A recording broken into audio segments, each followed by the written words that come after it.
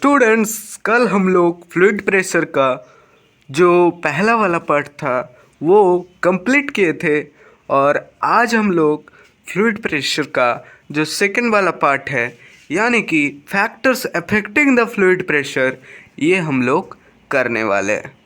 तो आज मैं तुम लोगों को इस वीडियो से बताऊंगा कि कौन सा फैक्टर अफेक्ट करता है फ्लूइड प्रेशर के ऊपर और कैसे वो लोग इफ़ेक्ट करता है उन लोगों का, कैसे किसके साथ कितना प्रोपोर्शनलिटी, ये सब कुछ बता देंगे।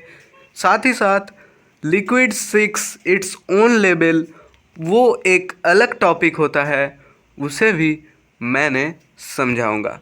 तो चलो बिना बात और ज़्यादा ना बात करके हम लोग हमारा वीडियो स्टार्ट करते हैं। देखो, बेसिकली फ्लूइड प्रेशर के ऊपर तीनों factor, generally fluid pressure depends on 3 factors. तीनों चीज़ के ऊपर फ्लूइड प्रेशर डिपेंडेंट है। पहला वाला है हाइट, ये बेसिकली मैं बता रहा हूँ और बहुत सारे पॉइंट हो सकता है, लेकिन तुम लोगों के लिए ये 3 ही बहुत है।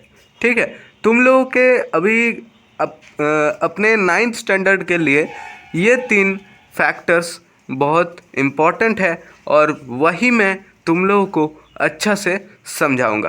पहला वाला होता है हाइट, सेकंड होता है डेंसिटी और जो थर्ड है वो है एक्सेलरेशन ड्यू टू ग्रेविटी। देखो, ये तीनों जो फैक्टर है ये फ्लूइड प्रेशर इसके ऊपर, मतलब इस तीनों फैक्टर के ऊपर डिपेंडेंट है। तो कैसे डिपेंडेंट है वो भी मैं तुम लोगों को एक्सपेरिमेंट के साथ बताने वाला हूँ। तो चलो स्टार्ट करते हैं। देखो, अगर हाइट, पहला पॉइंट है हाइट।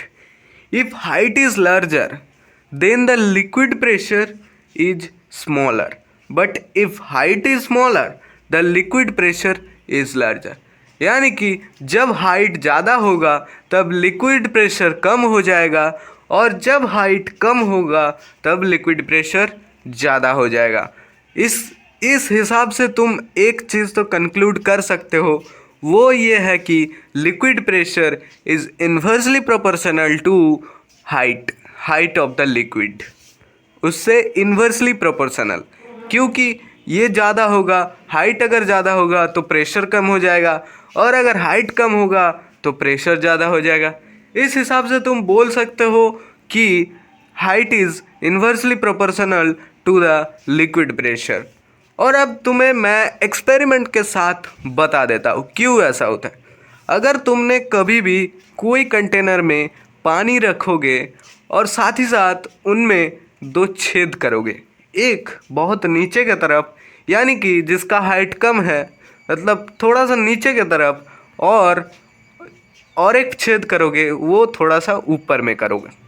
अब जो छेद तुम ऊपर में किया उसका लिक्विड हाइट ज़्यादा है, उससे जो पानी निकलेगा वो ज़्यादा डिस्टेंस पे नहीं जाएगा। एक चीज़ याद रखो कि अगर लिक्विड का प्रेशर ज़्यादा होगा तो वो लिक्विड ज़्यादा दूर तक जाएगा।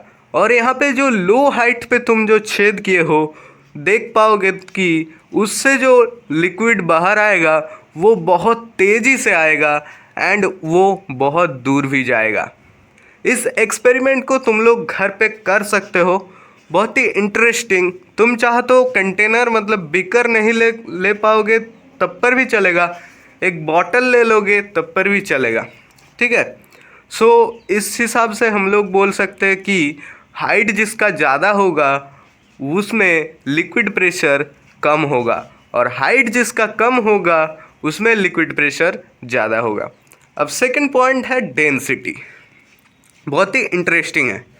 अगर डेंसिटी ज़्यादा होगा तब लिक्विड प्रेशर भी ज़्यादा होगा और जब ही डेंसिटी कम हो जाएगा तब लिक्विड प्रेशर भी कम हो जाएगा। इस हिसाब से तुम एक चीज़ बता सकते हो कि liquid pressure is directly proportional to the density of the liquid. यानी कि इस वही सेम एक्सपेरिमेंट को हम लोग यहाँ भी लगाएंगे। क्या करेंगे, नीचे की तरफ एक छेद करेंगे और ऊपर की तरफ एक छेद करेंगे। जो लिक्विड का डेंसिटी अंदर के तरफ ज़्यादा होता है, यह हम लोगों को मालूम है।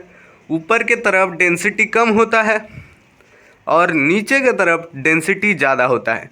तुम लोग अगर डेंसिटी मापोगे दोनों हाइट पे डेंसिटी मापोगे, जिसका हाइट कम है मतलब जो अंदर है बहुत डेप्थ पे है, वहाँ का लिक्विड जो है उसका डेंसिटी बहुत ज़्यादा होगा और उस हिसाब से इधर भी पानी बहुत ज़्यादा जा रहा है। यानी कि जब डेंसिटी ज़्यादा होगा तब जो लिक्विड का प्रेशर है वो भी ज़्यादा होगा और जब डेंसिटी कम होगा तब लिक्विड प्रेशर भी कम हो जाएगा। और 3 नंबर पॉइंट है if acceleration due to gravity, ये 3 नंबर पॉइंट। अब देखो वही सेम एक्सपेरिमेंट हम लोग इधर भी लगाएंगे। If acceleration due to gravity is larger than the fluid pressure is also larger. एक चीज़ याद रखो, एक्सेलरेशन ड्यू टू ग्रेविटी क्या होता है। एक्सेलरेशन ड्यू टू ग्रेविटी कब ज़्यादा होगा, जितना डेप्थ में जाओगे उतना एक्सेलरेशन ड्यू टू ग्रेविटी ज़्यादा होगा। इसका मतलब दोनों छेद करोगे, जो नीचे का छेद है, जो डेप्थ में जो छेद है, उसका एक्सेलरेशन ड्यू टू ग्रेविटी ज़्यादा होगा। इस हिसाब से एक्सेलरेशन ड्यू टू ग्रेविटी अगर ज़्यादा होगा तो लिक्विड प्रेशर भी ज़्यादा होगा और एक्सेलरेशन ड्यू टू ग्रेविटी कम होगा तो लिक्विड प्रेशर कम हो जाएगा। इधर जो छेद दिख रहा है, नीचे वाला छेद का एक्सेलरेशन ड्यू टू ग्रेविटी अगर तुम हिसाब करोगे अर्थ के सरफेस से तो उसका ज़्यादा होगा एज कम्पेयर टू वो जो ऊपर में जो छेद है उससे ज़्यादा होगा एक्सेलरेशन ड्यू टू ग्रेविटी। इसीलिए तुम यहाँ पे भी कंक्लूड कर सकते हो कि pressure, liquid pressure is directly proportional to the acceleration due to gravity.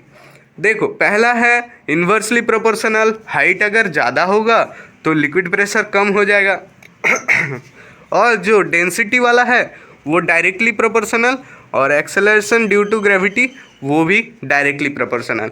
मतलब एक्सेलरेशन ड्यू टू ग्रेविटी ज़्यादा होगा तो लिक्विड प्रेशर भी ज़्यादा होगा, डेंसिटी ज़्यादा होगा तो लिक्विड प्रेशर भी ज़्यादा होगा और वो लोग जैसे कम हो जाएगा प्रेशर भी कम हो जाएगा। तो आई होप कि तुमको इतना समझ में आ गया। अब हम लोग एक नया टॉपिक में आते हैं, वो है liquid seeks its own level. देखो अगर तुम कभी भी एक बहुत सारे अलग तरीके का कंटेनर लेते हो, मतलब ये जो पिक्चर तुमको दिख रहा है इसके तरह अगर तुम कंटेनर लेते हो, इन साइड में देखो बहुत सारे अलग तरीके का कंटेनर, मतलब एक टेढ़ा, एक सीधा, एक गोला, ऐसे करके एक मतलब डिफरेंट शेप का कंटेनर लेते हो और उसके अंदर तुम अगर कलर, मतलब कुछ कलर अगर डालते हो, colour water into the connected tubes, ये जो कनेक्टेड ट्यूब्स है इसके अंदर अगर तुम वाटर डालते हो, colour water, through any one of the tubes, we find that the level of the colored water in all the tubes is equal at any instant of time. This proves that a liquid or fluid seeks its own level. इसका मतलब है ये जो container है इसके अंदर हम लोग अगर कलर वाटर डालेंगे तो कुछ समय के बाद ये सभी कंटेनर में एक मतलब इक्वल लेवल में वो जो पानी है ना, रंगीन वाटर, कलर्ड वाटर, वो एक ही लेवल में आ जाएगा। इससे ये प्रूव हो जाता है कि लिक्विड और fluid seeks its own level. एक चीज़ ध्यान रखना, यहाँ पे एटमॉस्फेरिक प्रेशर ये सब सही रहना पड़ेगा, मतलब एकदम फिक्स रहना पड़ेगा और जो लिक्विड है उसका भी डेंसिटी अलग नहीं होना चाहिए, एक ही डेंसिटी का लेना पड़ेगा, ठीक है। और इसको कहाँ पे काम पे आता है वो भी मैं बता देता हूँ। This principle is used by masons. ये जो घर बनाता है उसको बहुत काम आता है, उसको ये सीखना भी पड़ता है। मुझे नहीं पता कि उन लोगों को इसके बारे में पता है कि नहीं, लेकिन उन लोग ऐसा काम करता है। Determining the slope of the floor, कितना नीचे है, कितना ढालू है, ये सब उन लोग ऐसे पाइप लेके करता है जिससे उन लोगों को मालूम पड़ जाता है कि अगर वाटर का लेवल कम हो गया मतलब स्लोप ढालू हो गया, ऐसे वहाँ पे एप्लीकेशंस में काम आता है। This principle is used by masons in determining the slope of the floor and fixing levels in building construction related activities. जहाँ पे भी बिल्डिंग कंस्ट्रक्शन होता है, बड़े बड़े बिल्डिंग कंस्ट्रक्शन होता है, वहाँ पे ये बहुत काम आता है। तो थैंक यू, आज यहीं पे ख़त्म करते हैं। इसके बाद आर्किमिडीज प्रिंसिपल आने वाला है, साथ ही साथ बायोएनसी का भी कंसेप्ट देने वाला हूँ। तो चलो आज के वीडियो यहीं तक। Thank you, bye bye.